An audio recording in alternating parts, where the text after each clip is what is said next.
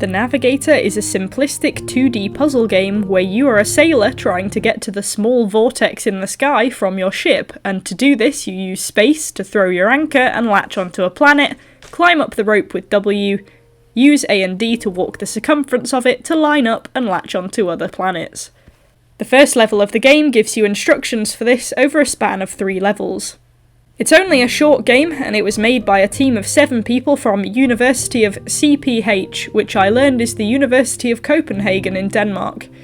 From the credits, the team has a project manager, a level and game designer, a technical artist programmer, 3 other programmers, as well as their 2D artist.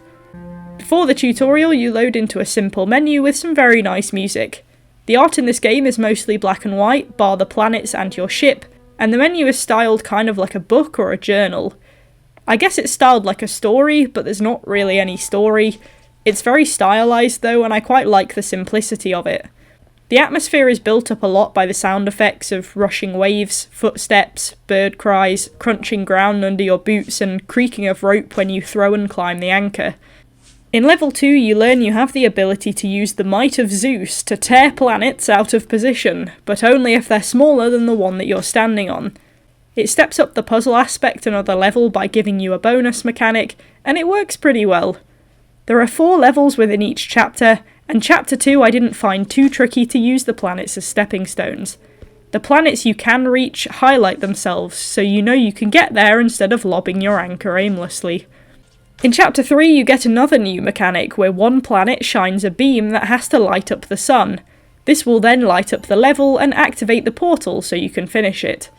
You get a nice wind chime jingle when the sun is activated, and if you have more than one light they both need to shine onto the sun, unless you have more than one sun. Luckily the lights instinctively shine towards the sun, so it's hard to get confused about which one to move where.